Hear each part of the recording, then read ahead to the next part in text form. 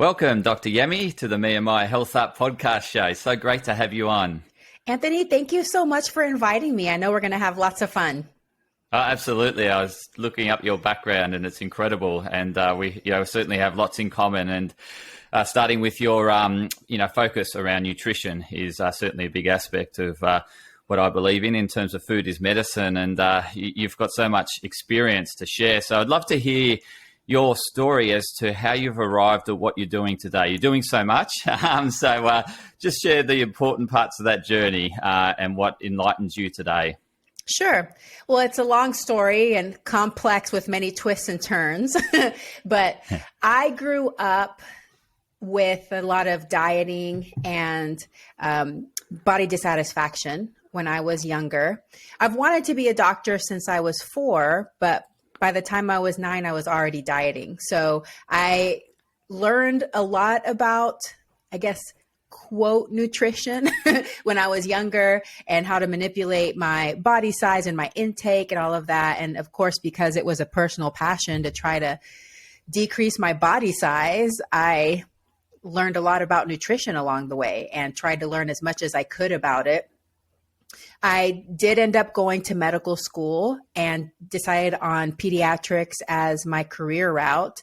And after residency, I was very passionate about the whole childhood obesity thing because, of course, at the time, I'm still deeply immersed and entrenched in, the diet culture and bias towards thinness and all of this. So I spent a lot of time counseling families and trying to help families change how they ate and everything, specifically for body size changes and reduction.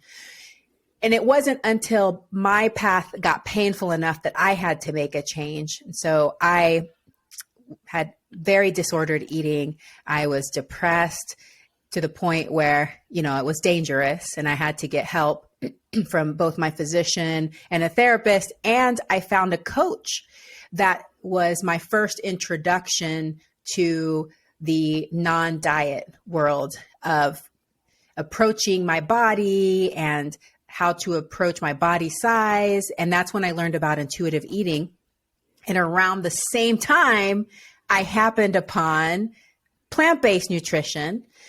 The way that happened is really strange. I was into long distance running at the time. I had just run my first half marathon and I was experimenting with barefoot running because I've suffered from plantar fasciitis since I was in med school anatomy lab. So it's like, okay, this is going to be the answer to all my problems is running barefoot, the natural way. And so I was reading this book called Born to Run.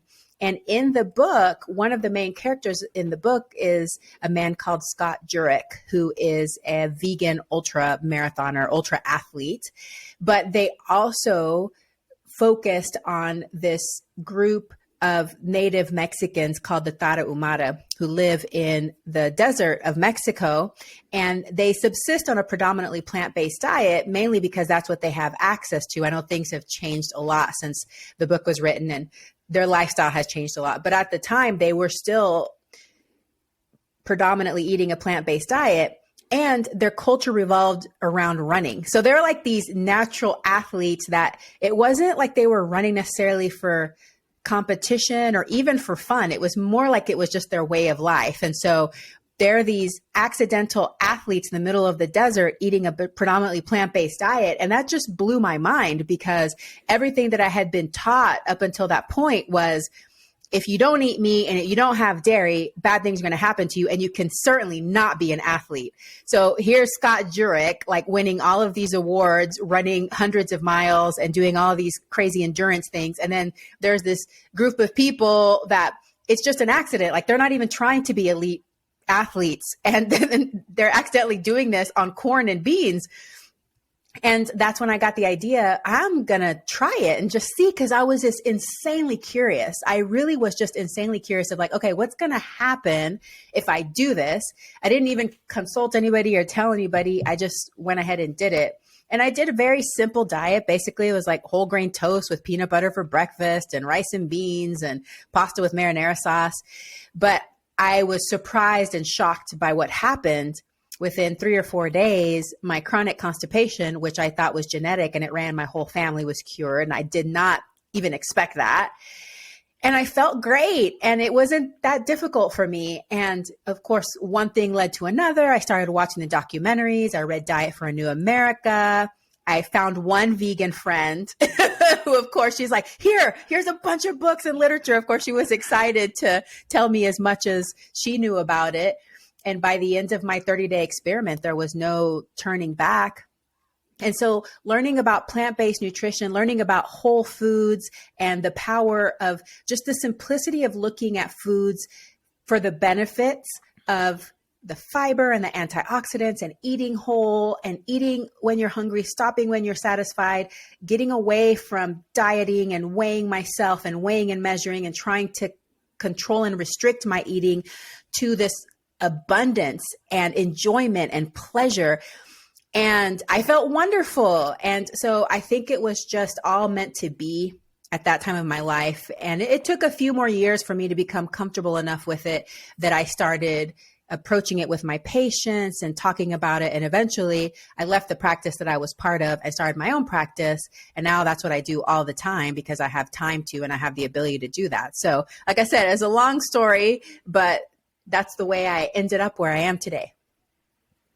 And you're the Veggie Doctor radio station as well. So you have your own podcast on this. Yes. And it's almost 5 years old. In a few months will be 5. And yeah, it's been great because it's just such a great platform. As you know, podcasting is not that difficult and you can have amazing guests from all over the world that you get to know in the matter of 30 to 60 minutes. And it's just a great way to share information, but also connect with an audience that really wants to hear this information.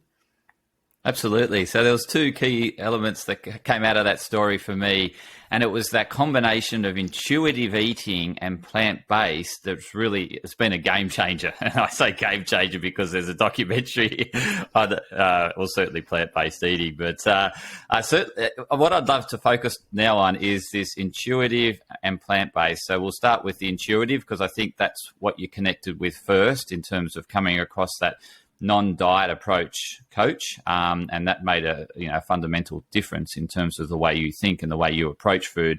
So let's connect with that and let the listeners know, what is intuitive eating? Well, intuitive eating is actually a set of principles, and it was created by 2 dietitians, Evelyn Tribole and Elise Resch, in the late 80s, early 90s. And now their book is in the 4th edition. So you could look it up on Amazon, Intuitive Eating by those ladies. And it's really a set of principles where they are trying to help people get away from the focus of dieting for health and control of their bodies, basically. So they noticed that all of their clients were focused on weight loss and losing weight. And it was like this cycle of restriction and weight regain, and everybody was miserable and unhappy. And so they realized that there's a better way. And that comes through connecting to your own body, paying attention to your body, but also rejecting diet culture. That's a very important piece. And what I have written in my book is that dieting is incompatible with intuitive eating. So a lot of people think, well, I'm just going to use intuitive to lose weight. But if you have the goal of weight loss and that's what you're trying to do, you will not be able to eat intuitively. It will block you. Like your brain cannot do both of those things at the same time. So in its definition, intuitive eating is anti-dieting. And by dieting, I mean restricting calories for the purpose of weight loss. I don't mean like a way of eating dieting. When I talk about it in regards to children, because a lot of children aren't dieting yet, even though I know I started really early, but most children, when we're trying to teach them or help them maintain the principles of intuitive eating, because children are born naturally intuitive. They know when they're hungry, they stop when they're satisfied. We're in general not trying to force feed little babies, in general. Sometimes it happens, but in general, we're not trying to force feed little babies, and we trust them. We trust them when they're showing cues that they're hungry, and when they pull away and they're done eating, we're not trying to force them to eat more. But around 4 or 5 years of age, we have taught them that they cannot trust their bodies and that we don't trust their bodies either. And we do this by continuing to encourage them to eat more, even though they're full and they're showing signs, or even saying, I'm not hungry. We're like, no, you need to finish what's on your plate. You need to finish all your broccoli before you can have chocolate cake. And so we're giving them these signals over and over again that they cannot trust that. So they lose their ability to tune into their bodies, unfortunately. So what I want parents to learn and understand is that we can help kids maintain these habits.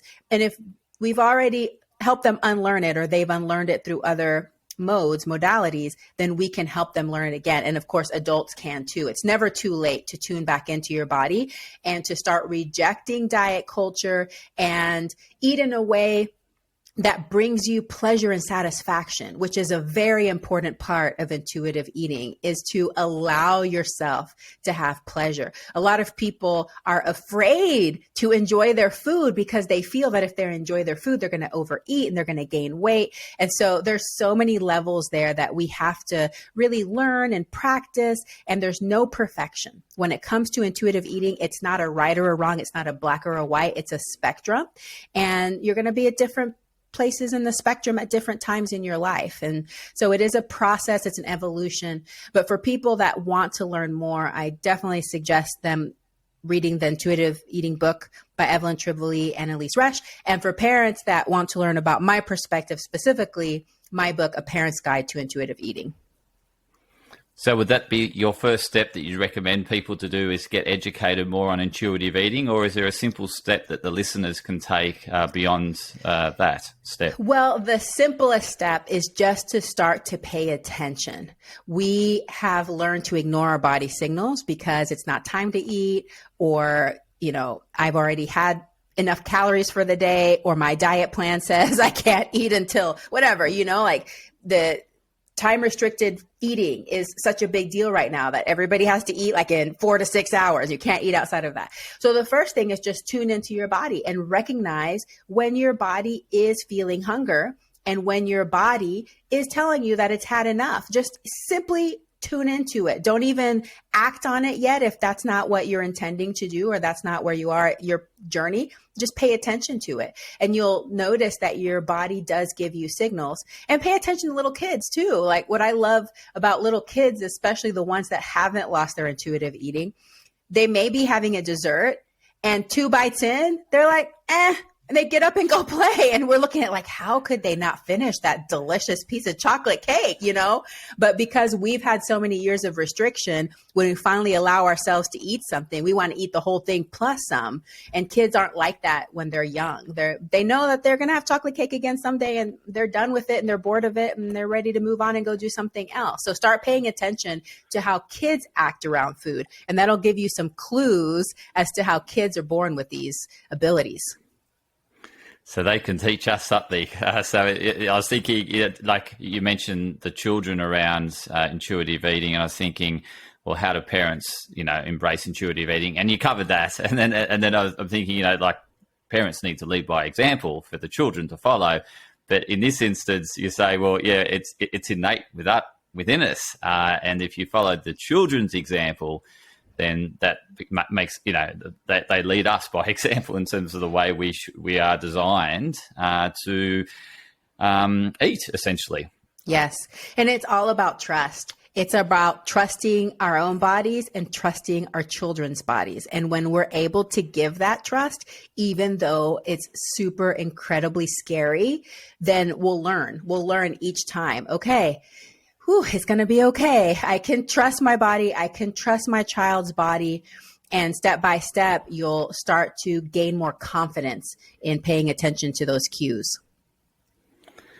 And so this, intuitive eating that we've lost, this art form that we have when we're, innate when we're growing up, is because of, Western culture around, eat more. And, that probably comes passed down from generations. And I remember my grandparents used to say, eat everything on your plate. And obviously my parents followed that and that could have been as a result of the Great Depression and, the famine and the lack of food. And but it's incredible how that then just follows generation after generation, where we don't have this famine or lack of food, and we actually have an abundance of food due to the agricultural revolution. Yeah, and I wanted to just add there that it goes both ways. So usually the majority of parents are trying to get their children to eat more, but there is going to be a group of parents that are trying to get their children to eat less. They're restricting their child's intake. And unfortunately, some of these kids, like one of the statistics is that children that experience food insecurity, so basically they have inconsistent access to food, these children, because they have experienced true scarcity, like there's times in the month where there's not enough food for everybody in the house, that restriction leads to overeating other times. And the access to food that they do have tends to be ultra processed, maybe not the most health promoting food. So these children develop larger bodies. And a lot of these children are children of color. So there's already stigma because of their race. Now there's the added stigma of them having a larger body size, which in the United States is at the same prevalence as racial discrimination. So weight discrimination is at the same prevalence as weight discrimination. I don't know which one I said, but race and weight, the same. So basically, if you worry about people getting discriminated by the color of their skin, it's happening just as much by the size of their bodies. So because of that, moms in these families that experience food insecurity, even though they're having true food scarcity, these moms on top of that are acting to restrict those children's access to food because they're worried about that child's body weight. And every time I think of that, I want to cry, because that's a double whammy on those children experiencing this deprivation, experiencing this restriction that is actually causing the opposite reaction. So whenever we restrict food, whether it's we're doing it for ourselves because we're trying to lose weight or diet, or we're doing it for a child, guess what? The opposite thing happens. We become obsessed with food. The children start sneaking food and hiding food and overeating when they have access to these foods.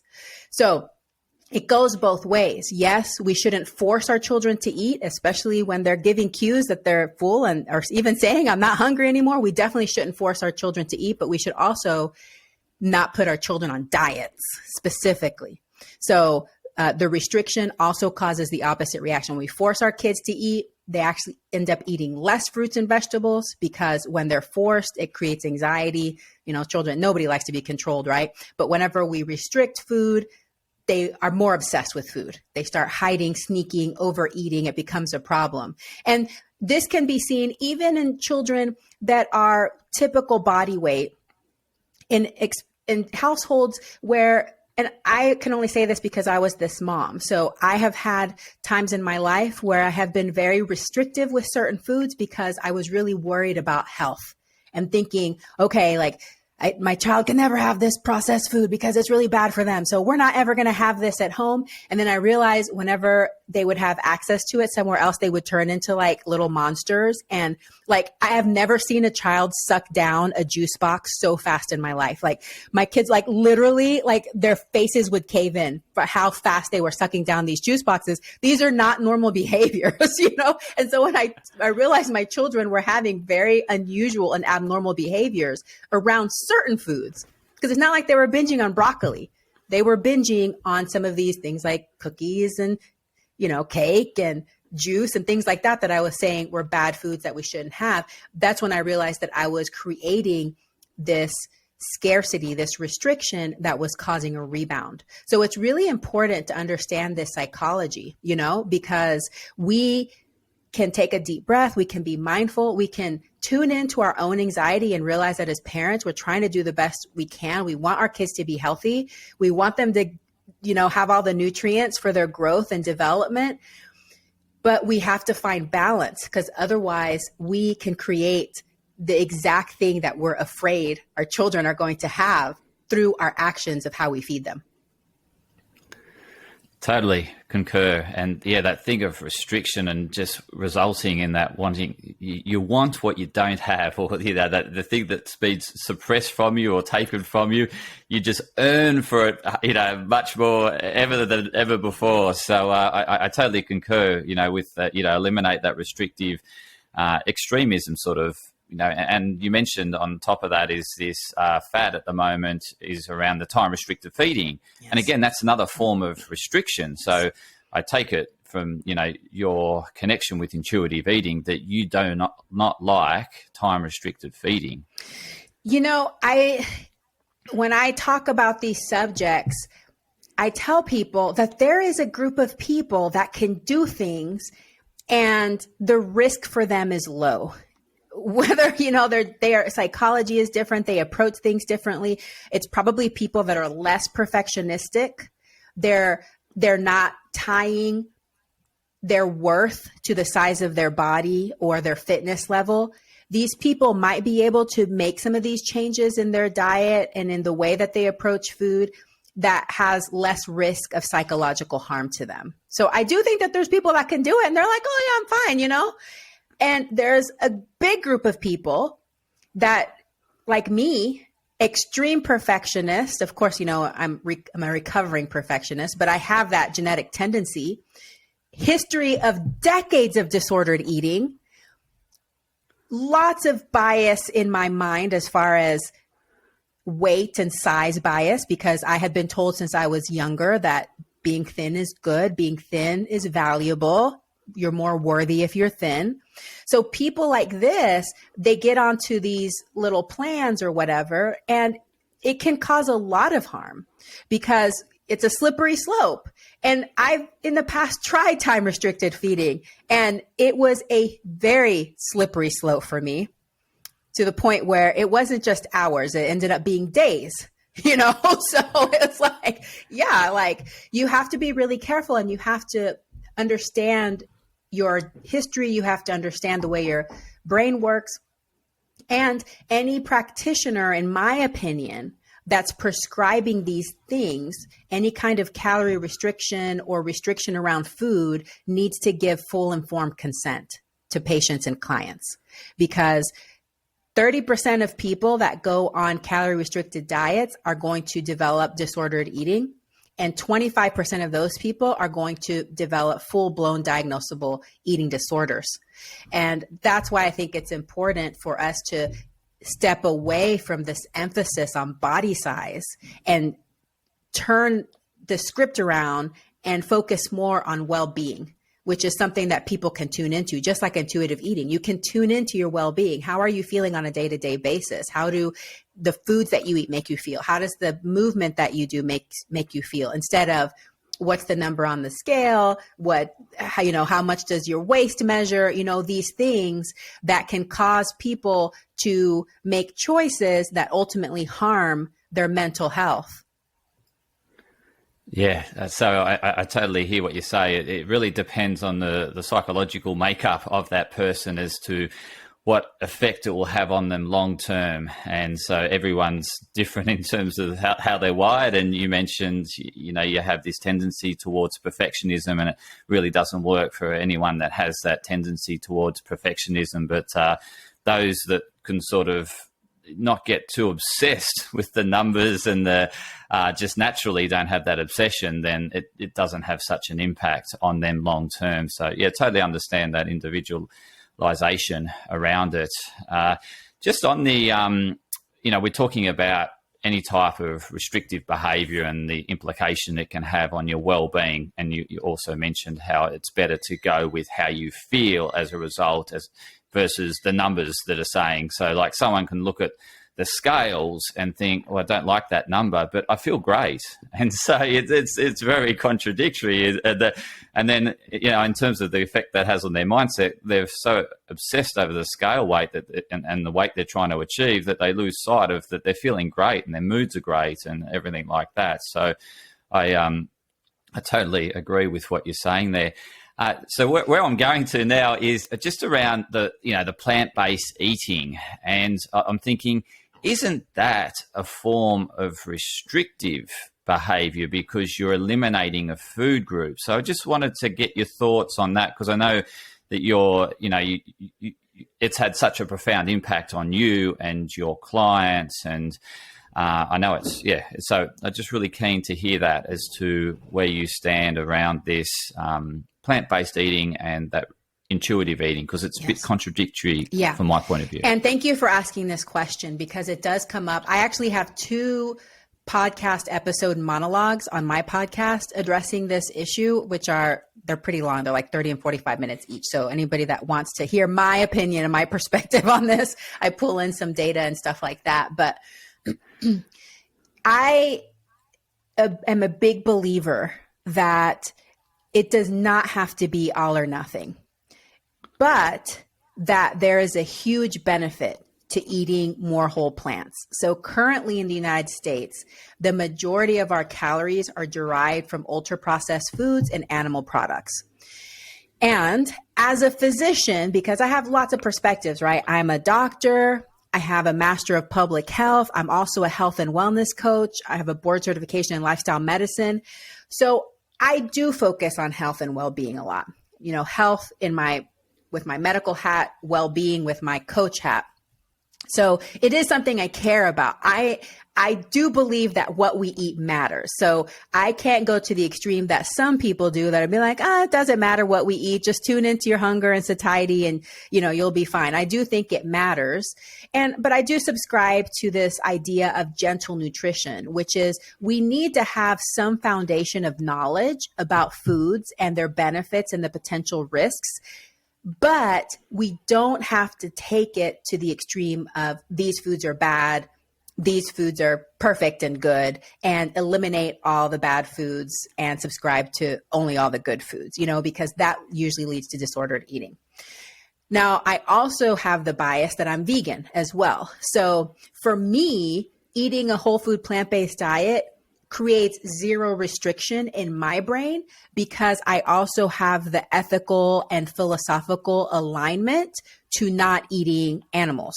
So to me, it causes no restriction. If a person starts eating this way and they're just like really pining for animal products and it's causing conflict within themselves, well, then maybe your values are not in the place where going all the way is right for you. If it doesn't align with your values, then it's not necessarily right for you. But being aware that, eating more fruits, vegetables, whole grains, beans, and nuts and seeds is going to contribute to my well-being and my longevity, then focus on how you can add that to your diet rather than eliminating the other things. And the other thing I want to add is that a lot of people think that eating a vegan diet or a plant-based diet leads to eating disorders. The data does not support that. So people that eat this way, they are not experiencing those feelings of disordered eating. But sometimes people with disordered eating tendencies or eating disorders, they may come to this way of eating because it gives them an excuse to eliminate food groups. So we have to kind of separate, like being vegan does not give you an eating disorder, but sometimes when you have an eating disorder, it's easy to just go vegan because then you could just like not eat all this other stuff, if that makes sense. So you just have to kind of have to think about cause and effect and that kind of thing. So when I talk to parents, especially about kids or teenagers that want to go vegan, that is a discussion that we have. Let's explore their reasoning. A lot of teenagers these days, they're very concerned about the environment. They're very concerned about animal welfare. They're tuned into those things. That's why they want to make the diet change. If you can tell that child does not care about any of those things, but is worried that they're going to gain weight if they eat meat, that's a red flag. Okay. So you can definitely tease those things apart by talking to the child and a teenager, and then adults as well. So if you heard that being vegan is an easy way to lose weight and keep the weight off, and that's why you want to do it, that might be a red flag. But if you are interested in well-being and longevity, and you've always wanted to learn how to eat more plants, and it's a value of yours to eat a diet that's more whole and helps you feel good, then go for it and try it out. And if you go 100% and you start feeling a lot of conflict, and, you're feeling restricted, and you feel like, at night while everybody goes to sleep, you go out and binge on hamburgers, then you're creating a restrictive process there. And maybe you need to reevaluate your relationship to some of these foods. So that's how I approach it. Totally hear you. It's that back down to that individual person and their values and why they're doing it. So really good point you've made there. Just in terms of the plant-based diet, I know that listeners are probably thinking at this point, I've heard about plant-based diets and the benefits, and however, I've also heard the other side of this, that, by excluding animal products, you then could potentially create nutritional deficiencies around B12 and, am I getting enough protein and calcium, and what about iron, because, I'm taking away red meat. So I just wanted to get your view on how people can live a healthy plant-based diet without animal products. Yes, that's a great question. Obviously, it comes up a lot because just like I was taught in medical school and residency, I was mostly taught to fear this way of eating because it's going to lead to deficiencies and your bones are going to disintegrate and really bad things are going to happen, And so that's what the mainstream belief is. I'll start with the protein one first, because protein is like literally so over focused on, even for like little kids, like the parents are already like, what about protein? What about protein? What about protein? And so we do focus on protein. And a lot of people don't really even understand what protein is or what it does and where it's found. Protein is found in all whole plant foods. So that shocks a lot of people. Even rice has protein, apples have protein, all whole plant foods have protein. They just have it in varying percentages.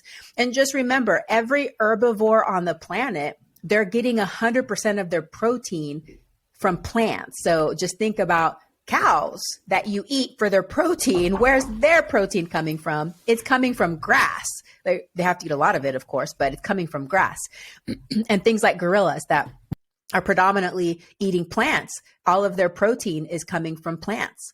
So first of all, I would say don't worry about protein. The most important concept when it comes to protein is to make sure that you're eating a sufficient quantity of calories. So people that are on these severely calorie restricted diets, it may be a problem, but not because of the type of diet you're on. It's because you're not eating enough calories. But when it comes to children, as long as they have adequate access to a variety of whole plant foods and plants in general, some, of course, children, I talk about, especially toddlers, there should be some minimally and moderately processed foods in there just to make sure that they're getting a good calorie density in their diet. But if they have access to sufficient calories, I am not concerned about protein at all. So that's the first one, easiest one to address. When it comes to B12, yeah, if you're eating a whole food plant-based diet, you're not eating a bunch of fortified foods, then you could have a lack of B12 in your diet. But I want to clarify where B12 comes from. B12 is not made by animals. B12 comes from bacteria. And specifically for ruminants, which are things like cows that have multiple stomachs, they eat dirty food because, they're not eating sanitized grass or anything. And when they consume these bacteria, the bacteria multiply inside their gut, they make B12, and then the B12 gets stored in their muscles. But what's really ironic is that now that cows are being raised in feedlots, which 99% of the meat that you buy is actually coming from concentrated animal feeding operations. Okay. It's not coming from cows that are grazing out in sunny pastures. It's coming from these huge, giant factory farms where these cows are not being fed in a natural way. I just want everybody listening to this to know that those cows have to be supplemented with B12. Okay. Please know that. So, I mean, if you feel like you need to eat an animal that had to be given a vitamin so that you can get that vitamin, fine. But you can also just directly take that vitamin, and it's really inexpensive. Okay. So these animals that are in these concentrated animal feeding operations, which is 99% of where meat comes from, are also having to be supplemented. Okay. So that's the B12 story. Easy to supplement, or you can get it from fortified foods. So fortified plant milks, nutritional yeast, there's lots of fortified foods that have B12 in them. If you feel like you're getting that on a regular basis in sufficient quantity, you don't necessarily have to take a vitamin, but it's easy enough to take a vitamin and ensure that you're getting enough. When you go plant-based at the beginning, it's not like you're going to become deficient so quickly because B12 is stored in your liver. So it would take a while, months to years, but it's still important if you are going to be exclusively plant-based that you supplement B12 in some form, whether it's through taking the vitamin or through fortified foods. When it comes to calcium, this one is tricky as well because we have gotten to the point in our country, in the United States, that we are recommending such high levels of calcium that may not be necessary for strong bone growth, but regardless, we can get enough through plant foods. So the main sources in whole plants is going to be beans and greens.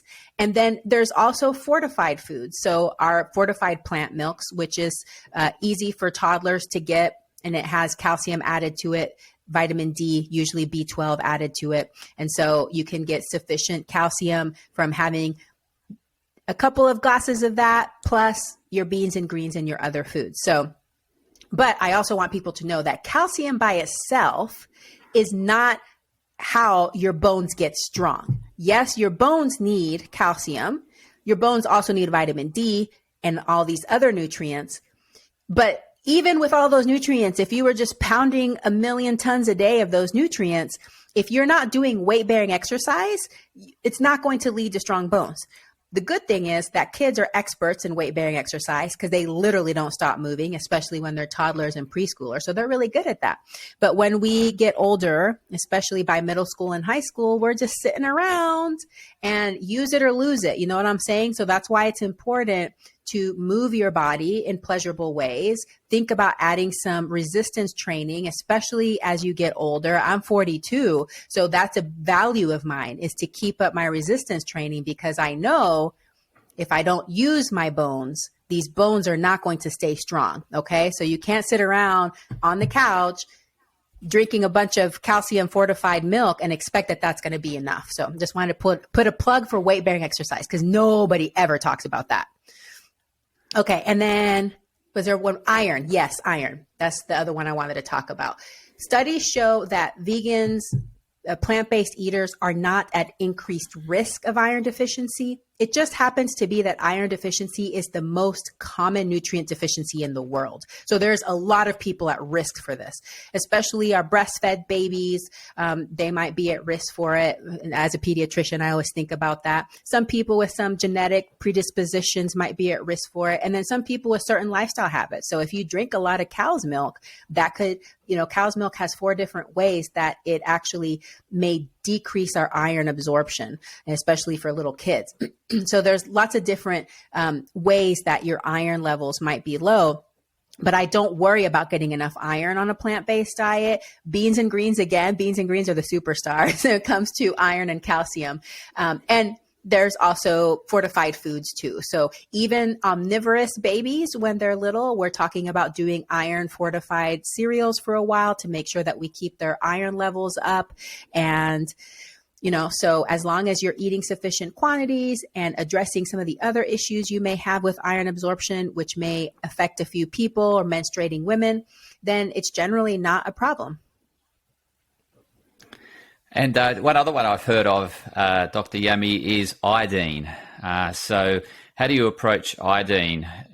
generally it's a mineral that we get from the sea. Yes. So, and iodine is also one of those very common nutritional deficiencies, which is why in 1920 in the United States, they started fortifying salt. So table salt became fortified in iodine because they realized that all these people were iodine deficient. So a lot of people get concerned like, oh, we're eating, it's natural to eat all these things. Well, just remember that when it comes to human survival, it's as long as you live long enough to pass down your genes, it's all good, So we just have to remember that we're in the age where we have enough knowledge that we can optimize our lives and not go back to this whole it's not natural sort of argument, because we're not there anymore. Okay. We are in the modern world where we wear clothing and we live inside and have cars. And yeah, we can get nutritional deficiencies on some things just because we don't have access to that in our foods. So especially for people who are avoiding iodized salt, and just so you know too, processed foods usually do not use iodized salt in them. So even for countries that put iodine in their table salt, the salt in processed foods, so if you're eating Lay's potato chips or whatever, it does not have iodized salt, even if you're eating a bunch of processed food. So even those people can become at risk for deficiency. So if you're eating a very whole food diet and you're avoiding some foods that might have fortification, then you should consider taking a supplement. You can also get it from some sea vegetables as well, but you have to be careful about some and not over consuming. So those are details. I did a whole episode, a whole series on nutrients of concern. So I discussed that as well. But I personally, because I like to have my bases covered and I don't want to have to worry about getting it from Fortify this and putting kelp or whatever, and in my food, I just take a multivitamin that has iodine in it, a small amount, because you can overdose on iodine. So you don't want to take a bunch of iodine because it can have the same effects if you take too much than if you have too little. So a lot of these nutrients are a balance, okay? So for me, taking a multivitamin for myself, my kids, my husband, it works for us. And just out of curiosity, you mentioned iron is a really common deficiency around the world, yet and you also shared how much meat and excessive meat we consume, and so it must be around the iron absorption is where the issue lies, because you wouldn't say that as a society, we're probably eating too much red meat, and often heart doctors will say, to cut back on your red meat. So have you got a handle as to why we have this iron deficiency, yet we consume so much meat? Yeah. So like I said, there's a competition of iron absorption. For kids, a lot of it's going to be dairy. So some of the most extreme cases of anemia I've seen have been in kids that are just like pounding the milk, like 36 ounces a day, and 2 to 4 year olds, and having hemoglobins down to 4, like extreme things.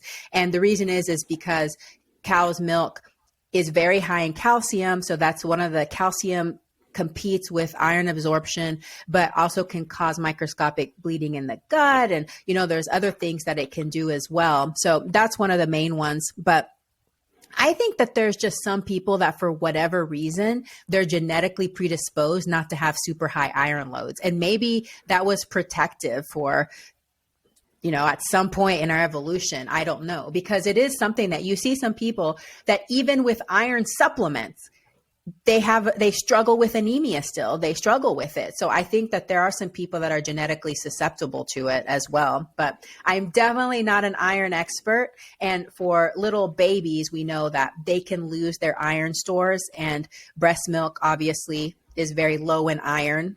Mammalian milk in general is low in iron.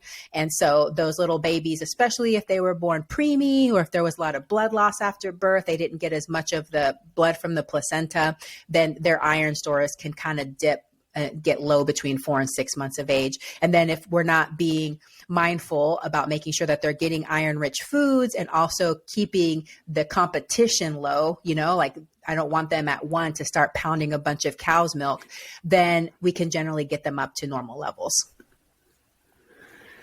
Yeah, so we've covered so much, and you've been an amazing guest and shared so much knowledge on this whole topic of plant-based nutrition and restrictive eating. Have you got anything that we haven't covered that you'd love listeners to know around these two subjects? Well, I just think that I want people to know for themselves, one, experiment with not obsessing about your weight for a while and see how that goes. And instead tuning in to feeling good with the choices that you make for your food, but also how you move your body, your sleep, stress reduction techniques. How can you make choices in your habits and behaviors that help you feel good rather than focusing on the size of your body or the number on the scale? So I would say, for you yourself, and whether you're a parent or not, that's a good place to start, because once you learn some of these things, you're going to be modeling it for your children and you're going to be able to pass it down. And then my second message for parents is take a deep breath. You're doing a fabulous job. Your kids love you and they think you're amazing. Okay. So a lot of parents, they panic when they hear this information because they're like, oh my gosh, I've been doing everything wrong. Is it too late? It's never too late. And you're just doing what you thought was best and what you were taught and how you were fed. And that's normal. That's how we do things as parents, right? So now that you know this information, how can you start tweaking the habits and behaviors in your household so that you can have a more harmonious dining room table, whenever you sit down for dinner, so it can be joyful instead of a battle, and that you can start learning more about intuitive eating, the division of responsibilities, and feed yourself and feed your children with joy and with love. And it's just step by step. It's not going to happen overnight, but give yourself grace and a pat on the back for being a great parent, because just listening to this podcast tells me that you care and you want to learn more information about how to feel good yourself and how to pass down that gift of well-being and longevity to your children as well. Such great points, Dr. Yami. How can listeners get in contact with you? So I am active on Instagram mostly at the Dr Yami. My website is dryami.com, spelled out DoctorYami.com. And if you go to dryami.com/free, FREE, you will see a bunch of my freebies. So for parents that are interested in learning how to feed their kids, a summary of the little tips I give, there's a download for that. How to replace dairy, how to replace meat. So if you're wanting to look for ways to decrease your animal product consumption, even eating out guide, I have lots of freebies. So that's dryami.com/free. My podcast is called Veggie Doctor Radio. You can find it on all podcast players. And my book is called A Parent's Guide to Intuitive Eating, How to Raise Kids Who Love to Eat Healthy. And you can find that at all major online booksellers. I love it when families request it at their local library. That means a lot of people can access it regardless of their socioeconomic status. And yeah, feel free to reach out to me. You can do it on social media or at yami@dryami.com. That's YAMI. And to the listeners, I'll definitely include all those links in the show notes. So you can go directly to the show notes and click on those links and access all the great material Dr. Yami has and connect with her directly on her socials. So those links will be in the show notes. And thank you for tuning in to another insightful episode of Me and My Health Up. And a massive thank you to Dr. Yami for coming on the show. Really appreciate the insight you've shared with us on intuitive eating and plant-based diets. So thank you, Dr. Yami. Thank you so much. It was such a pleasure, and keep on doing such great work. Awesome. And for the listeners, stay tuned for more insightful episodes of Me and My Health Up.